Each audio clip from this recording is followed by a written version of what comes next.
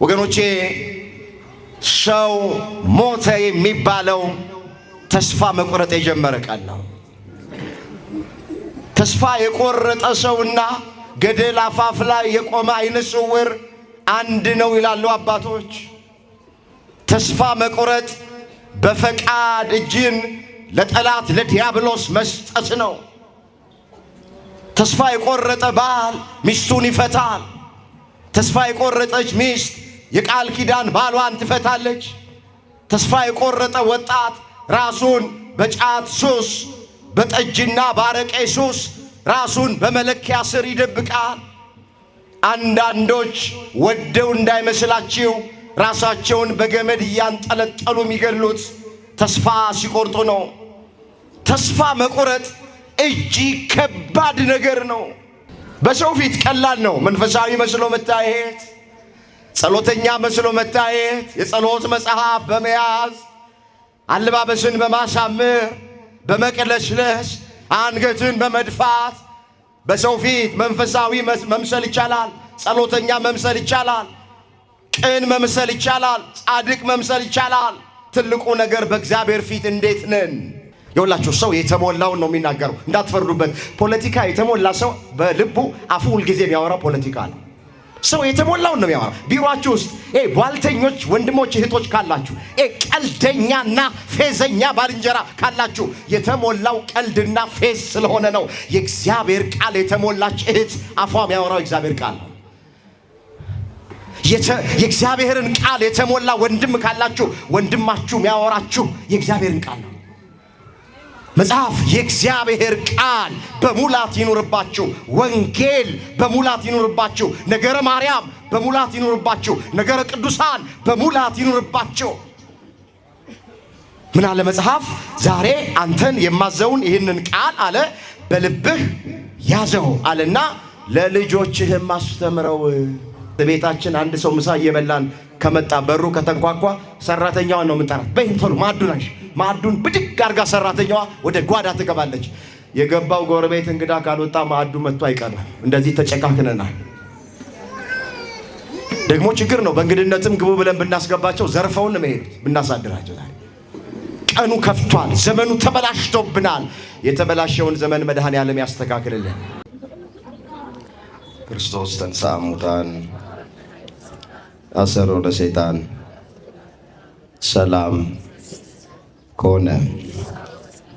ክርስቶስ በታላቅ ኃይልና ስልጣን ከሙታን መካከል ተለይቶ ተነሳ።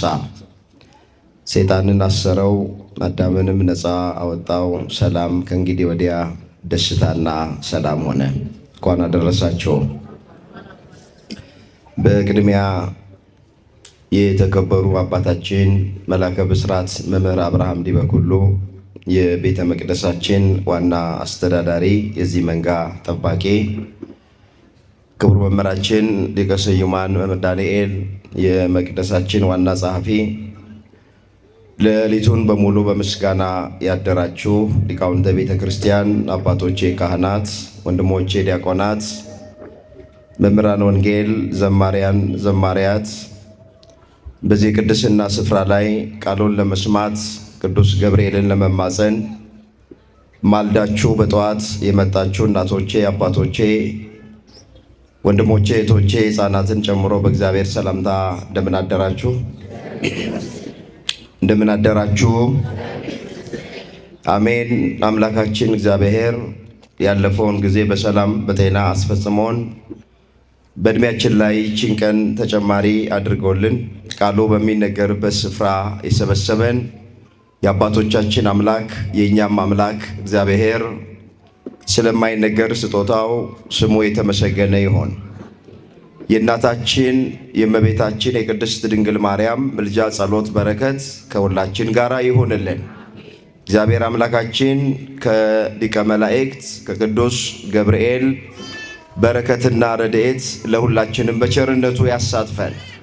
የሚስጥር ባለቤት እግዚአብሔር አምላክ የቃሉን ደጅ ከፍቶ ሁላችንን እንዲያስተምረን የእሱ ቅዱስ ፍቃዶ ይሆነልን። ለዛሬ እግዚአብሔር በሰጠን ጊዜና ሰዓት የምንማማርበት የትምህርታችን ርዕስ የሚሆነው ተስፋ አድርገን ነበር የሚል ይሆናል። ይህንን በርዕስነት ያነሳነውን ኃይለ ቃል በመጽሐፍ ቅዱሳችን ላይ ተመዝግቦ የምናገኘው በሉቃስ ወንጌል በምዕራፍ 24 ቁጥር 21 ላይ ቃሉን በዚህ ስፍራ ላይ የተናገሩት ሁለቱ የኤማሁስ መንገደኞች ሉቃስና ኒቆዲሞስ ናቸው። አሁን ያለንበት ሳምንት እንደ ቤተ ክርስቲያናችን ሥርዓት መሰረት በትንሣኤው ሶስተኛ ሰንበትን ትናንት ጀምረናል። በዚህ ሳምንት ውስጥ የሚታሰቡት የኤማሁስ መንገደኞች ናቸው።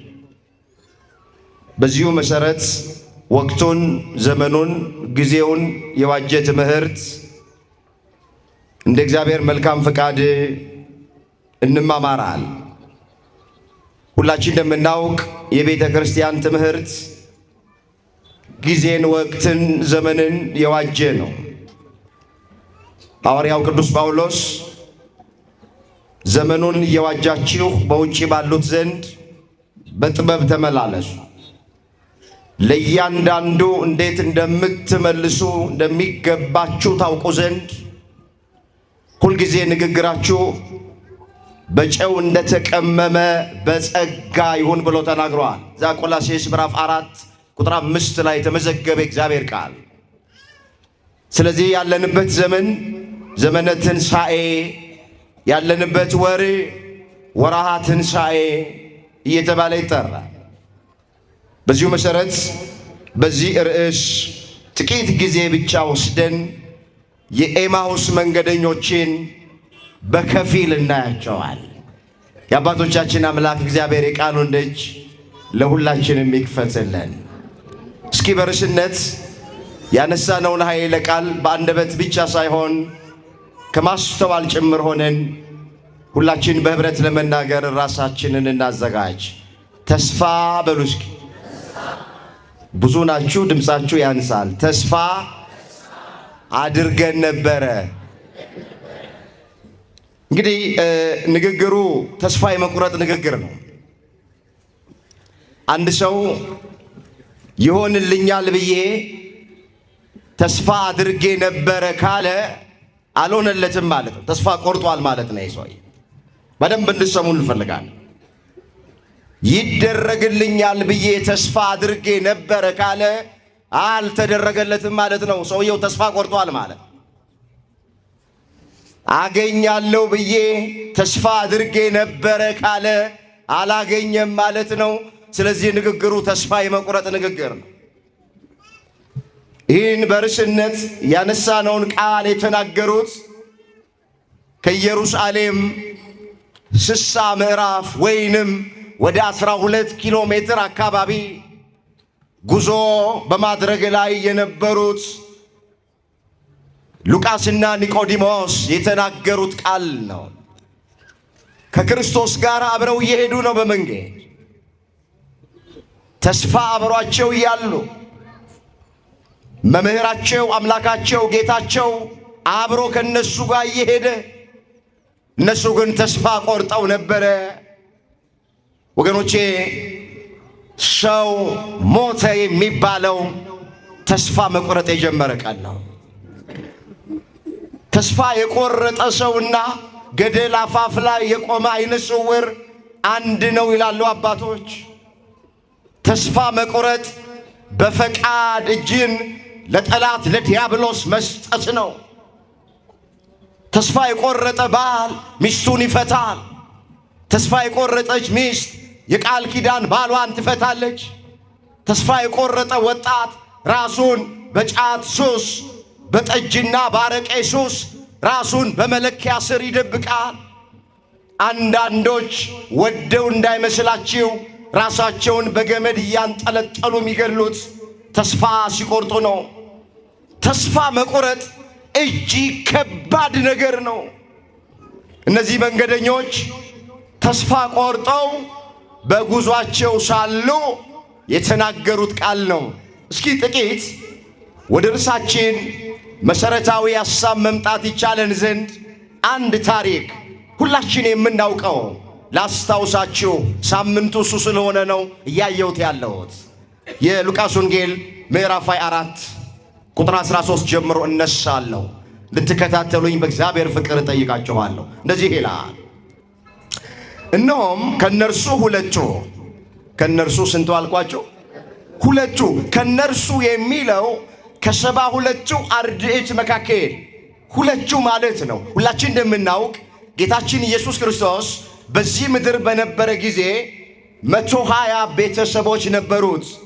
12ቱ ሐዋርያት፣ 72ቱ አርድእት፣ 36ቱ ቅዱሳት አንስት፣ 120ው የጌታ ቤተሰቦች ተብለው ነው የሚጠሩት። ከተከተለው 5000 ሕዝብ ክርስቶስ 120 ቤተሰቦችን አግኝቷል። ከዋለበት የሚውሉ ካደረበት የሚያድሩ የቃሉን ትምህርት የሚሰሙ ናቸው። ከነርሱ ሁለቱ ሲል ከ72ቱ አርድእት መካከል ሁለቱ ሉቃስና ኒቆዲሞስ በዚያን ቀን ከኢየሩሳሌም 60 ምዕራፍ የሚያህል ወደሚርቅ ኤማሁስ ወደሚባል መንደር ይሄዱ ነበረ ብሎ ይጀምራል ታሪክ። በዚያን ቀን የሚለው መቼ ነው ያሉ እንደሆነ ጌታችን መድኃኒታችን ኢየሱስ ክርስቶስ በፈቃዱ ስለ ኃጢአተኞች ሞቶ በስልጣኑ በሦስተኛው ቀን መግነዝ ፍቱልኝ፣ መቃብር ክፈቱልኝ ሳይል ሙስና መቃብርን መፍረስ መበስበስን አጥፍቶ በሦስተኛው ቀን በተነሳ ዕለት ማለት ነው። ይህንን በቆየንበት ስፍራ ላይ ስለ ነገረ ትንሣኤው በስፋት ስንማማር ቆይተናል። አንድ ነገር ግን ልጠቁማቸው፣ የትንሣኤ በዓል የበዓላት ሁሉ በኩር ነው። የትንሣኤ በዓል የበዓላት ሁሉ የበላይ ነው። ዛሬ የተሰበሰብነው ትንሣኤ እንዳለ ስለምናመን ነው። ወገኖቼ፣ ሰው ሞቶ ፈርሶ በስብሶ የሚቀር ቢሆን ኖሮ ከሞት በኋላ ሕይወት፣ ከመቃብር በኋላ ትንሣኤ ባይኖር ኖሮ ጾም ምን ይሠራል? 3 ሰዓት ቆሞ ማስቀደስ ምን ይሠራል? አብያተ ክርስቲያናት ለምን ይታነጻሉ? ከዚህ ተነስተን ግሸን ማርያም፣ ደብረ ሊባኖስ፣ ዝቋላ አቦ፣ አክሱም ጽዮን ለምን እንሄዳለን? ትንሣኤ ባይኖር። ሞተን ብንቀር ኖሮ ተቀብረን ብንቀር ኖሮ ከሞት በኋላ ሕይወት ባይኖረን ከመቃብር በኋላ ትንሣኤ ባይኖረን ሁሉ ነገር ከንቱ ነበረ። ንስሐ መግባት አያስፈልግም ነበረ። ጽድቅ ስሩ ብለ ቤተ ክርስቲያን እኛን ባልሰበከችን ነበረ። ሕይወታችን ትርጉም እንዲኖር ያደረገው ግን የክርስቶስ ትንሣኤ ነው። እሱ እንደተነሳ ደግሞ እኛም መሞታችን አይቀርም። ሁላችንም እንሞታለን። የጊዜ ጉዳይ ነው። ሞተን ፈርሰን በስብሰን አንቀርም፣ እንነሳለን። የትንሣኤያችን በኩር የድንግል ልጅ አማኑኤል ነው። ክብር ምስጋና ለስሙ ይሆን። ከፍ አድርጋችሁ አመስግኑ። ተስፋ ትንሣኤን፣ አዎ እሱን አርቀን አሻግረን እያየን ነው ምንኖረው። በዚህ ምድር ባይሳካልን፣ በዚህ ምድር ባይሞላልን ወገኖቼ፣ ከሞት በኋላ ባለው ሕይወት፣ ከመቃብር በኋላ ባለው ትንሣኤ ከእግዚአብሔር ጋር ለዘላለም እንደምንኖር እሱን እያሰብን ነው። አዎ ክፉ ብናይ ክፉ ብንሰማ ሳይሞቀንና ሳይበርደን እግዚአብሔርን እያመሰገን ነው ምንኖረው። ትንሣኤ እንዳለ ስለምናምን ነው። እግዚአብሔር የሁላችንን ትንሣኤ የክብር ትንሣኤ ያደርግልን። እንመለስ ወደ ቀደመ ነገራችን። በዚያን ቀን አለ ጌታችን በተነሳበት ቀን ማለት ነው። ሁለቱ ወደ ኤማሁስ መንደር የሄዱ ነበር ይላል። ኤማሁስ ገጠር ናት። በኢየሩሳሌም በስተ ሰሜን በኩል የምትገኝ አንዲት የገጠር ከተማ ናት። ጉዟቸው የሚያደርጉት ወደዛ ነው። ስለሆነው ነገርም ሲነጋገሩ ሲመራመሩ ኢየሱስ ራሱ ቀርቦ ከነርሱ ጋር ይሄድ ነበረ። ነገር ግን እንዳያውቁት ዓይናቸው ተይዞ ነበረ ይላል። ሁለት ሰዎች ናቸው መሄዱት። ሶስተኛ ሆኖ ኢየሱስ ክርስቶስ አብሯቸው በመንገድ መሄድ ጀመረ። ሲነጋገሩ ሲመራመሩ፣ ምንድነው የሚነጋገሩ ስንል በዕለተ ዓርብ ስለሆነው ነገር በኢየሱስ ክርስቶስ ላይ አይሁድ ስላደረሱበት ነገር ነው የሚነጋገሩት። ሌላ አይደለም ወሬያቸው። መንገድ ላይ በግፍ ፈረዱበት፣ በሐሰት ወነጀሉት፣ በመስቀል ሰቅለው ገደሉት፣ ጎኑን በጦር ወጉት፣ እጆቹን በሚስማር ቸነከሩት፣ የሸዋ አክሊል ደፉበት። ሥጋው አልቆ አጥንቱ ነጭ በረዶ መስሎ እስኪታይ 6666 ጊዜ በጅራፍ ገረፉት። ይሙት በቃ ፈረዱበት ብለው በዕለተ ዓርብ በክርስቶስ ላይ ስለደረሰበት ነገር እነዚህ ሁለት መንገደኞች ልባቸው እየተቃጠለ እየተነጋገሩ ይሄዳሉ በመንገዳቸው ላይ።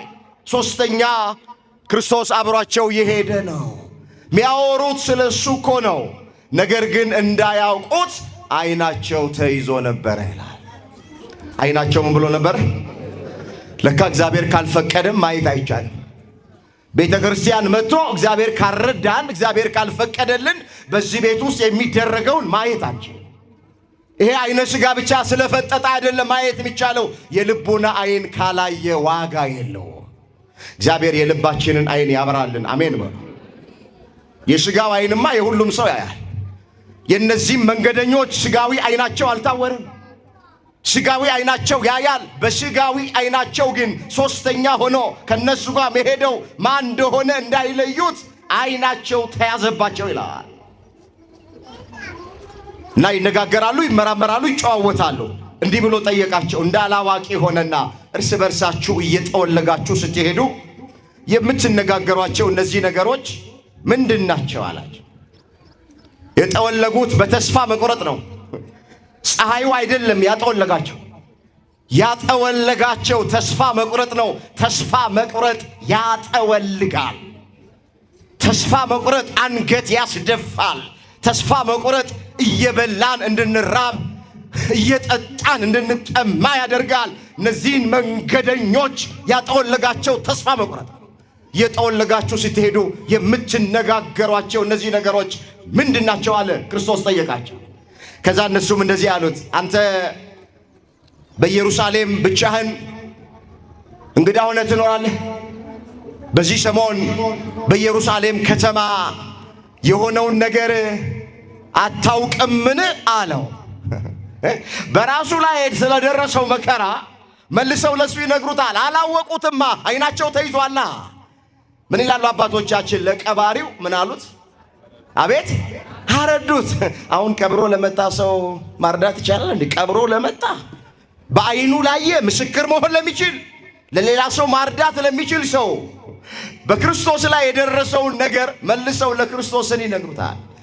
የዮሴፍን ሞት ለዮሴፍ እንዲሉ አባቶች፣ አንተ እንግዳ ነህ ወይ በኢየሩሳሌም? በዚህ ሰሞን የሆነውን አታውቅም አሉት። እሱም እንደዚህ አላቸው። ምንድን ነው አላቸው። እነርሱም እንዲህ አሉት፣ በእግዚአብሔርና በሕዝብ ሁሉ ፊት በሥራና በቃል ብርቱ ነቢይ ስለነበረው ስለ ናዝሬቱ ስለ ኢየሱስ ክርስቶስ ነው አሉት። ኢየሱስ ክርስቶስ መሆኑን አያውቁም እነሱ። አራት ነገሮችን አመጡ።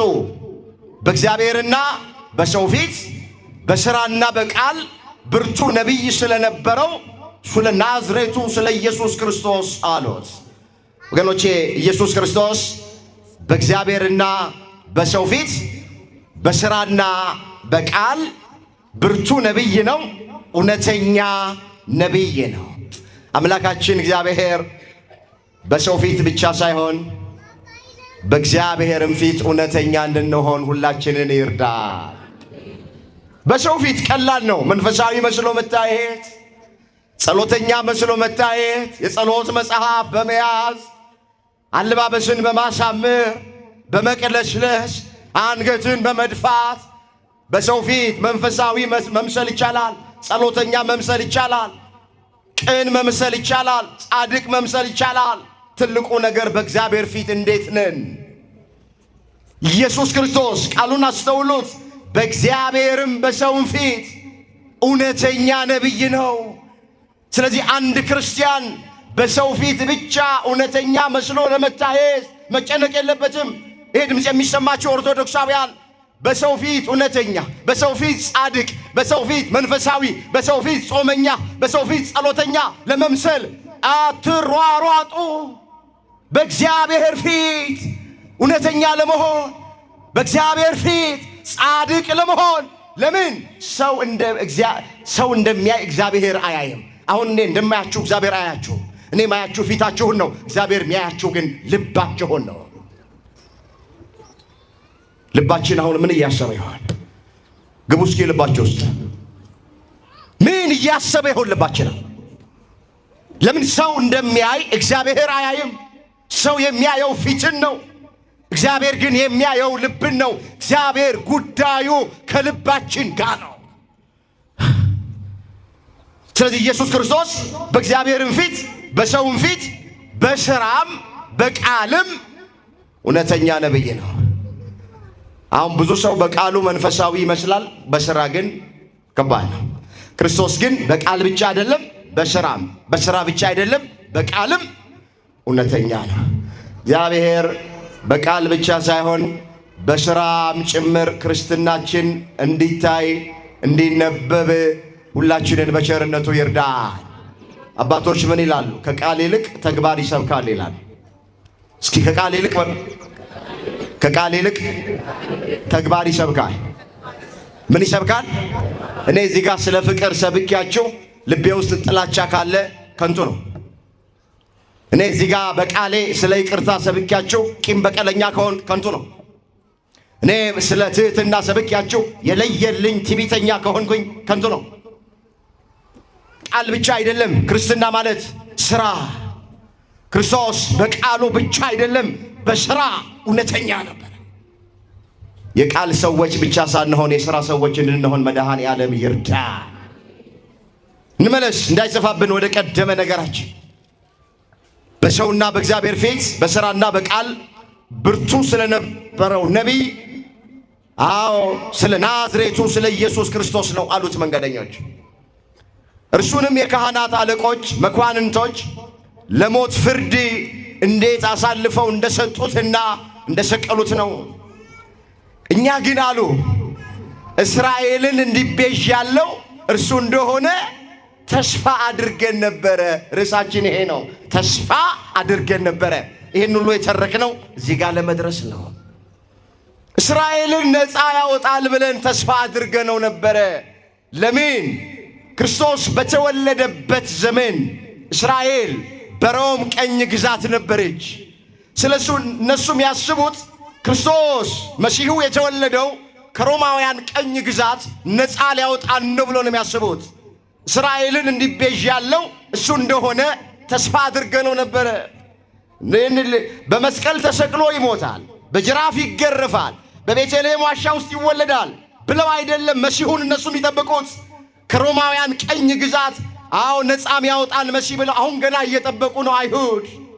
እስራኤልን እንዲቤዥ ያለው እርሱ ነው ብለን ተስፋ አድርገነው ነበረ አሉና ዝቅ ብለው ይህን ቃል ተናገሩ። ደግሞም ከዚህ ሁሉ ጋር ይህ ከሆነ ዛሬ ሦስተኛ ቀን ነው አሉ። ስንተኛ ቀን ነው? ሦስተኛ ቀን ማለት ጌታችን ሞትን ድል አድርጎ የተነሳበት ቀን ነው። ይሄ ከሆነ ዛሬ ሦስተኛው ቀን ነው። ደግሞም ከኛ ዘንድ ማልደው ከመቃብር ዘንድ የነበሩ አንዳንድ ሴቶች አስገረሙ። እነ መግደላዊት ማርያም አስገረሙን።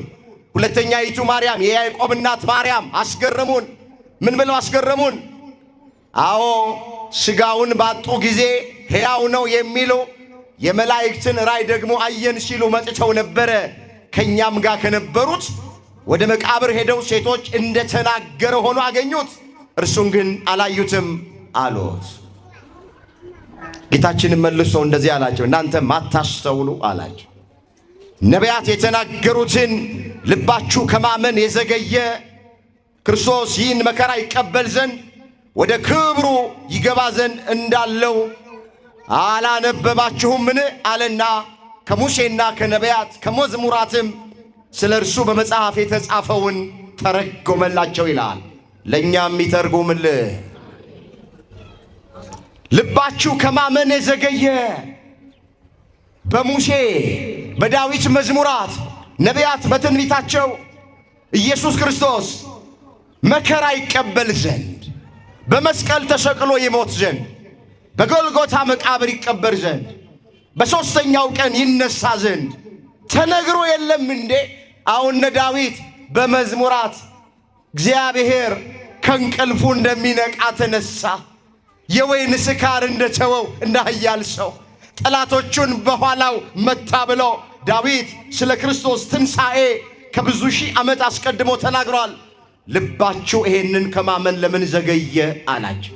አለማመናቸውን አለማስተዋላቸውን ገሰጸ ይላል። እግዚአብሔር በነገር ሁሉ እንድናስተውል ሁላችንን ይርዳል። ወገኖቼ የማያስተውል ሕዝብ ይገለበጣል ተብሎ በትንቢተ ሆሴዕ ምዕራፍ 4 ቁጥር 14 ላይ ተመዝግቧል። ባካችሁ እግዚአብሔር ትናንት ያደረገውን ነገር እናስተውል። ዛሬ በሚሆነው ነገር ተስፋ አንቁረጥ፣ አንጨነቅ። ትናንት እግዚአብሔር ከስንት ከባድ ነገር እንዳወጣን እናስተውል። ከስንት ነገር እንዳሻገረን፣ ስንት ታሪካችንን እንደቀየረልን፣ ስንት ጊዜ ለጸሎታችን መልስ እንደሰጠን፣ ስንት ጊዜ እንባችንን እንዳበሰልን እናስተውል። እነዚህ መንገደኞች ትልቁ ችግራቸው አለማስተዋል ነው። በብሉይ ኪዳን በሙሴ መጻሕፍት በመዝሙራት ነቢያት በትንቢታቸው የተናገሩትን ነገር ባለማስተዋል ምክንያት ይሄንን ማመን አቅቷቸው ነበረ። አለማመናቸውን ገሰጸ፣ አለማስተዋላቸውን ገሰጸ። እናንተ ልባችሁ ከማመን የዘገየ ብሎ ገሰጻላችሁ። መጽሐፍትን ሁሉ ተረጎመና አስተማራቸው ይላል። ከዚያም የሚሄዱበት ቦታ ቤታቸው ጋር ደረሱ። 12 ኪሎ ሜትሩ አለቀ፣ ተጠናቀቀ። ወደ ቤታቸው ሊገቡ ነው። ፀሐይ ያሽቆለቆለች ነው ያለችው። ፀሐይ ልትጠልቅ ደርሳለች። ለዓይን እየያዘ ነው፣ እየመሸ ነው። የዚህን ጊዜ ምን አሉት እነዚህ መንገደኞች?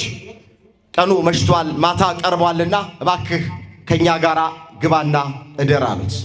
እስኪ ቃሉን አብረን እንበለው። ማታ በሉ እስኪ። ማታ ቀርቧልና ቀኑም መሽቷልና ከኛ ጋር እደር። ከኛ ጋር መመን በቃ እየመሸ ነው። አውሬ ይተናኮልሃል ብቻህን የምትሄድ ከሆነ ወንበዴ አዎ ያገኘሃል። ስለዚህ ቀኑ መሽቷልና እባክህ ግባና ከኛ ጋር እደር አሉት። የብርሃን ጌታ እንደሆነ ገና አላወቁትም። የብርሃን ፈጣሪ እንደሆነ ሶስተኛ ሆኖ ከነሱ ጋር የሚሄደው ከብርሃን የተገኘ ብርሃን እንደሆነ አላወቁትም እነዚህ መንገደኞች። እባክህ መሽቷል አሉት። እሱ እኮ ጨለማ በሱ ዘንድ እኮ አይጨልምም። የእግዚአብሔር ልጆች ማታ የሚባል ነገር በክርስቶስ ዘንድ የለም እኮ። ግን ገና ስላላወቁት ስለተሰወረባቸው ማታ ቀርቧል፣ ቀኑም መሽቷል፣ ግባና እደር ከኛ ጋር አሉት። የቤተ ክርስቲያን ሊቃውንት መተርጉማን ይህንን እንዲህ ብለው ይፈቱታል። ከኛ ጋር ግባና እደር ያሉበት ምክንያት የሚያስተምራቸው ትምህርት ልባቸውን ስለነካው፣ ልባቸውን ስላቀለጠው፣ ደስ ስላሰኛቸው ትምህርቱ እንዳይቋረጥባቸው ግባና ከኛ ጋር እደር አሉት። ለምን? እነሱም ወደ ቤታቸው ከገቡ እሱም መንገዱን ከቀጠለ ትምህርቱ ሊቋረጥባቸው ነው። ስለዚህ ትምህርቱ እንዳይቋረጥ ምን አሉት? እባክህ ግባና ከኛ ጋር እደር አሉት። አንዳንድ ጊዜ እኛ ቤተ ክርስቲያን መተን አባቶቻችን ቆመው ሲያስተምሩ፣ መምህራን ሲያስተምሩ፣ ሊቃውንት ሲያስተምሩ ሕይወታችንን የሚነካ ልባችንን የሚነካ ከሆነ፣ በቃሉ እየተጽናናን ከሆነ፣ በቃሉ እያረፍን ከሆነ፣ በቃሉ እንባችን እየታበሰ ከሆነ ምን ነው ይሄ ትምህርት ባልተቋረጠ እንላለን። ትምህርቱ እንዲቋረጥብን አንፈልግም። በዚያ መንፈስ ነው ከኛ ጋር እደር ግባ ወደ ቤታችን አሉት። እሺ ያለና ገባ። ታሪኩ ሰፊ ነው። ማዕድ አቀረበው። ባርክልን አሉት። ቡራኬ የሚሰጠው ለእንግዳ ነውና ባርክልን አሉት። እሺ ያለና ባረከላቸው። ከዛ ቆረሰና ቁራሽ ሰጣቸው። ያቺን ቁራሽ ሲቀምሷት አፋቸው ሲያስገቡ ዓይናቸው በራላቸው ይላል። ክብር ምስጋና ለአምላካችን ለእግዚአብሔር ይሁን። ዓይነ ልቡናቸው በራ፣ ዓይነ ስጋቸው አይደለም። ታውሮ የነበረው ውሳጣዊ ዓይናቸው የልቡናቸው ዓይን በራና ሶስተኛ ሆኖ ከነሱ ጋር አብሮ ማን እንደሚሄድ ለዩት። እሱ ወዲያው ተሰወረባቸው ይላል። እግረ መንገዳችንን በእኛ ቤተ ክርስቲያን ኦርቶዶክሳውያን ክርስቲያን አማኞች ማዕድ ከቀረበ በኋላ ይባረካል። ካህናት ካሉ ይባርካሉ። ካህናት ከሌሉ አባወራው ይባርካል፣ በእድሜ ገፋ ያለው። ከዛ በኋላ በረከተ አብ ወልድ መንፈስ ቅዱስ ብሎ ይሰጠናል። ያችን ቁራሽ እንቀምሳታለን። ይሄን የተማርነው ከክርስቶስ ነው። ቤተ ክርስቲያኗ የምትገርም ቤተ ክርስቲያን ናት። አንዳንድ ወንድሞችና እህቶች ባለማወቅ ከኛ እምነት ውጭ ያሉ ሰዎች ጸሎት ተደርጎ ተባርኮ እንኩ ሲባሉ ጀርባቸውም ይሰጠዋል። አያውቁትም። ማየት ያውቁታል። አትፍረዱባቸው። ክርስቶስ ነው ያስተማረው። ማዕድን ባርኮ ቁራሽ መስጠትን ባለቤቱ መድኃኔዓለም ነው ያስተማረው። ያቺ የተባረከች ቁራሽ ሲቀምሷት ዓይናቸው በራ። የተባረከ እንጀራ ወገኖቼ ዓይንን ያበራል። አሁንም የልባችንን ዓይን እግዚአብሔር ለሁላችንም ያበራልን። ወዲያው ክርስቶስ ከነሱ ጋር ተሰወረ ይላል። እንዲህም ተባባሉ። ላነበው ፈልጋለሁ፣ አስተውሉት ይህንን ኃይለ ቃል። እርስ በርሳቸው በመንገድ ሲናገረን መጻሕፍትን ሲከፍትልን ልባችን ይቀልጥብን አልነበረምን? ተባባሉ። በዚያችም ሰዓት ተነስተው ወደ ኢየሩሳሌም ተመለሱ። ጠውልገው የነበሩ፣ ተክዘው የነበሩ፣ ደክመው የነበሩ፣ ተስፋ መቁረጥ ውስጥ የነበሩ አሁን አይነ ልቡናቸው ሲበራ ክርስቶስ መሆኑን ሲያውቁ ድካማቸው ጠፋ። 12 ኪሎ ሜትር መጥተው ነበረ ያለ እረፍት። እንደገና ወደ ኋላ 12 ኪሎ ሜትር ተመለሱ። ለምን? ያዩትን የምስራች ለባልንጀሮቻቸው፣ ለወንድሞቻቸው፣ ለ11 ሐዋርያት ለመናገር እንደገና ወደ ኋላ ጉዞ ጀመሩ። ይኸውላችሁ ከክርስቶስ ጋር ስንሆን ከድካማችን መበርታት እንችላለን።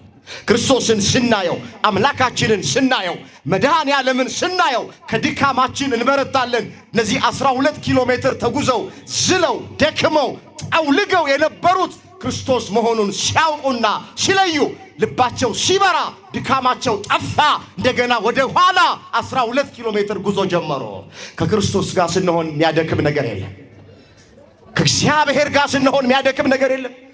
ከአምላካችን ጋር ስንሆን ጆሮቻችን በሚሰሙት፣ አይኖቻችን በሚያዩት፣ በዓለም ላይ ባለው፣ በሀገር ላይ ባለው፣ በግል ሕይወታችን ላይ ባለው፣ በንግዳችን ላይ ባለው፣ በምንም ላይ ባለው አንደክምም። እሱን ካመንን፣ እሱን ተስፋ ካደረግን ድካም ጠፋ። እንደገና ወደ ኋላ ተመለሱ። አንዴ ልጨርሰው ታሪኩ። 11ዱና ከነርሱ ጋር የነበሩት ጌታ በእውነት ተነስቷል፣ ለስምዖን ታይቶታል እያሉ በአንድነት ተሰብስበው አገኟቸው። እነርሱም በመንገድ የሆነውን እንጀራውን በቆረሰ ጊዜ እንዴት እንደታወቀላቸው ተረኩላቸው። እኛም ተረክ ነው። 11 ሆነው ተሰብስበው ነው ያገኟቸው። ሐዋርያት ስንት ነበሩ? ብዛታቸው አቤት! አሁን አንድ ጎደለ። እግዚአብሔር ከመጉደል ሁላችንም ይጠብቃል። የጎደለው ማን ነው? ማን የጎደለው? ይሁዳ። 11 ሆነው ነው ያገኟቸው። 12 ነበሩ። አንዱ ግን የዘላለሙን ጌታ በ30 ብር ሸጠ። የጎረሰበትን ጣት ነከሰ። የታጠበበትን እጅ ረገጠ። የበላበትን ወጨት ሰበረ። መጨረሻውም አላማረም። በገመድ ታንቆ አንጀቱ ተዘርግፎ ማቆ ግንቦት 8 ቀን በጌታ ጥንተ ዕርገት ዕለት ይሁዳ ሞተ። መጨረሻው አላማረም። እግዚአብሔር መጨረሻችንን ያሳምርልን። ይሄ ሁላችሁ ትልቅ ምርቃት ነው። ስትጸልዩ መጨረሻዬን አሳምርልኝ ብላችሁ ጸልዩ። ጥሩ ጅማሬ በራሱ ወገኖቼ ጥሩ መጨረሻ ሊሆን አይችልም። አንድ ሯጭ ጥሩ አድርጎ ስለጀመረ ብቻ ወርቅ ሊሸለም አይችልም፣ ሜዳሊያ ሊሸለም አይችልም። ዋናው ፍጻሜው ነው። ይሁዳ ጥሩ አድርጎ ነበር የጀመረው። ከ12ቱ ሐዋርያት መካከል አንዱ ነበረ።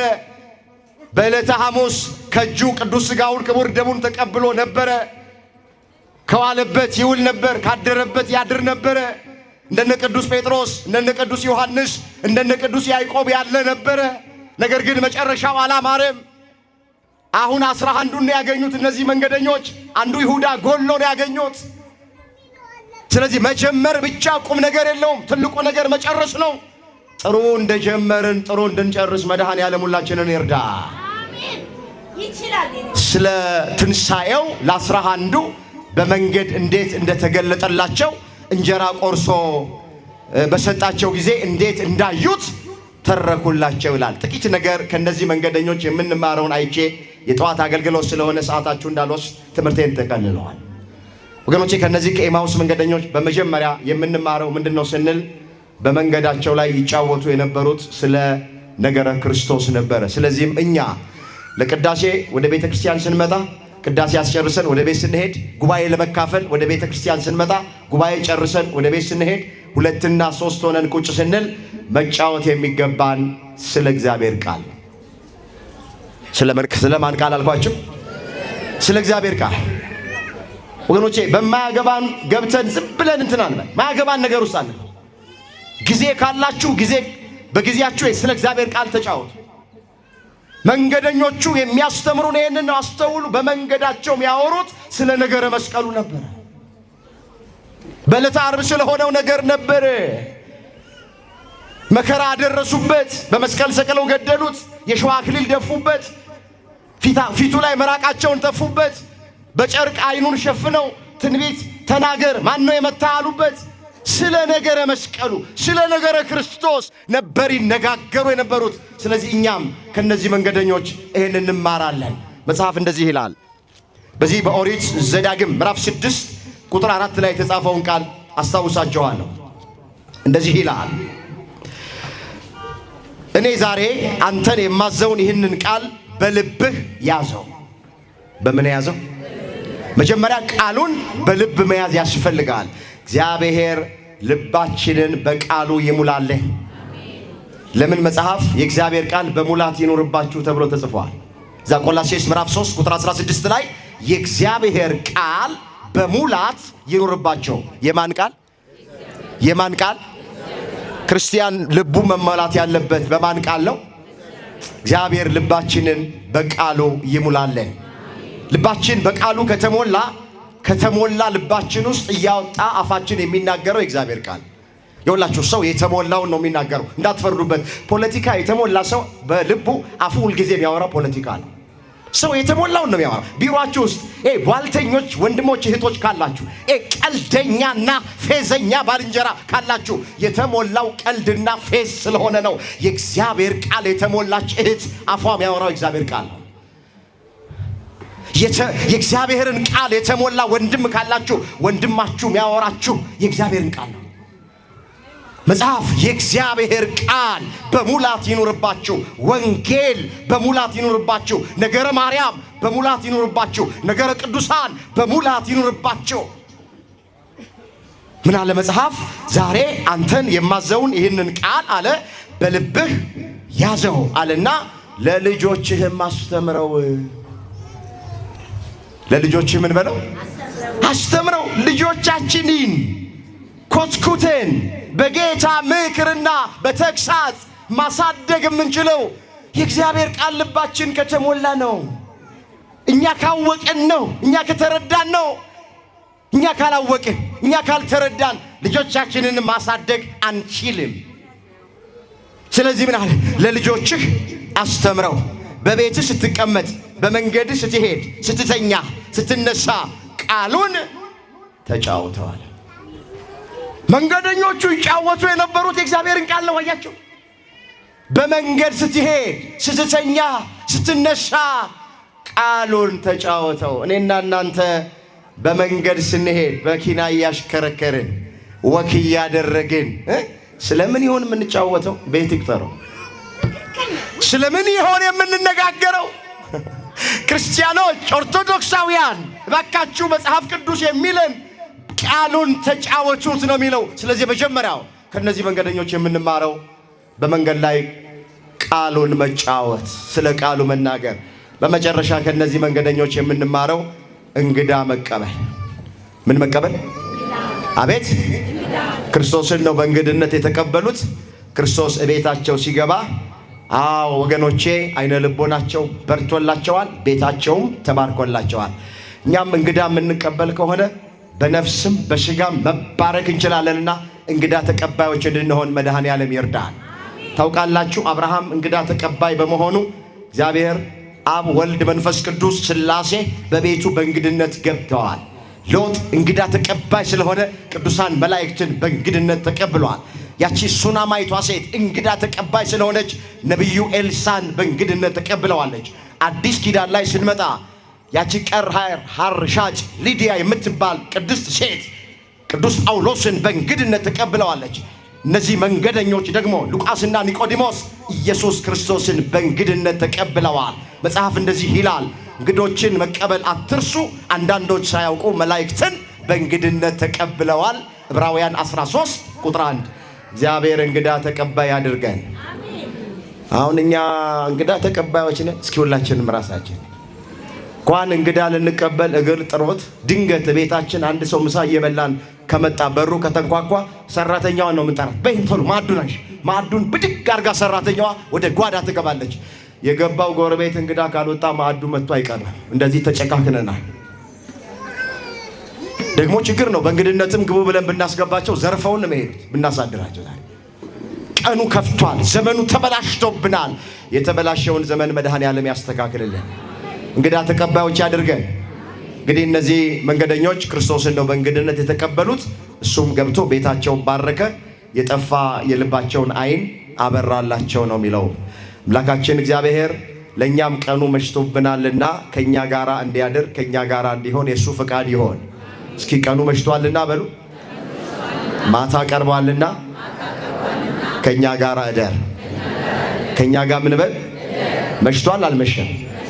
ዘመኑ መሽቷል። አሁን መሽቷል ስላችሁ ይሄ ፀሐይ መጥለቅ ጨለማ መምጣት ምናምን አይደለም። እሱ አይደለም። ዘመኑ ተፈጽሟል ማለት ነው። መሽቶ በጣም ነው የመሸብን። ስለዚህ ሁላችሁ እግዚአብሔር ከኛ ጋር እንዲሆን እንጋብዘው። መድኃኔዓለም ከኛ ጋር እንዲሆን እንደ መንገደኞቹ እንጋብዘው። ከኛ ጋር አደር። ግባ ወደ ቤታችን እንበለው። ግባ ወደ ልባችን እንበለው። እንክፈት የልባችንን በር። እናቶቼ፣ አባቶቼ፣ ወንድሞቼ፣ እህቶቼ የተዘጋ የልባችሁን በር ክፈቱ ለመድኃኔዓለም። ዲያብሎስን ተቃወሙት፣ ከእናንተ ይሸሻል። ወደ እግዚአብሔር ቅረቡ፣ እሱም ይቀርባችኋል ይላል መጽሐፍ። የዘጋነውን በር የልባችንን በር እንክፈት። እሱ ቆሞ እያንኳኳ እኮ ነው። ክርስቶስ በቃሉ የልባችን ደጃፍ ላይ ቆሞ እያንኳኳ እኮ ነው። እነሆ በደጅ ቆሜ አንኳኳለሁ አላለ? ማንም ሰው ድምፄን ሰምቶ በሩን ቢከፍትልኝ ወደ እሱ እገባለሁ፣ ከእሱ ጋር እራት እበላለሁ አለ። አሁን እሱ የሚበላ ሆኖ አይደለም፣ የሚበሉትን እባርክላችኋለሁ ሲል ነው። የምንበላውን እግዚአብሔር ይባርክልን። ካልከፈትን አይገባም። ወጣቶች ክፈቱ፣ እናቶቼ አባቶቼ ክፈቱ። ስንት ዘመን ዘግተን በር ላይ ቆሞ የሚያንኳኳው ጌታ ፍቅር ይዞ ነው የሚያንኳኳው። ባካችሁ በረከት ይዞ ነው የሚያንኳኳው። ሰላም ይዞ ነው የሚያንኳኳው። ደስታ ይዞ ነው የሚያንኳኳው። ስንከፍት ይገባል። እግዚአብሔር የነጻነት አምላክ ነው። ካልከፈትን አይገባም። እንደ እግዚአብሔር ያለ ዲሞክራት ማንም የለም። አስገድዶ አይገዛም። ለጥቅማችንም ቢሆን አያስገድደንም። ስለዚህ እሺ እንበለው፣ እንታዘዘው። አባቶች የሚነግሩንን፣ መምህራን የሚነግሩንን፣ ሊቃውንት የሚነግሩንን እሺ ብለን እንታዘዝ። ያን ጊዜ እግዚአብሔር ወደ ቤታችን ይገባል፣ ወደ ልባችን ይገባል። ሰላም ይዞ ይገባል፣ ደስታ ይዞ ይገባል፣ ፍቅር ይዞ ይጎላል። እሱ ከገባ የሚጎድል አንዳች ነገር የለም። መድኃኔዓለም ወደ ቤታችን በበረከት ይግባልን። ወደ ሀገራችን ወደ ኢትዮጵያ በሰላም ይምጣልን። ዓለማችንን ሁሉ ያስብልን። ተስፋ አድርገን ነበረ። የተቆረጠ የሁላችንንም ተስፋ መድኃኔዓለም ይቀጥልልን። ይበቃናል። ያስተማረን የመከረን የገሰጸን እግዚአብሔር አምላካችን ስሙ ለዘላለም የተመሰገነ ይሁን። ድንግል ማርያም ጣዕሟን ባንደበታችን ፍቅሯን በልባችን ትሳል። ቅዱስ ገብርኤል ለወሩ ሁላችንን ከቁጥር ሳያጎለን ያድርሰን። የሁላችንን መጨረሻ እግዚአብሔር ያሳ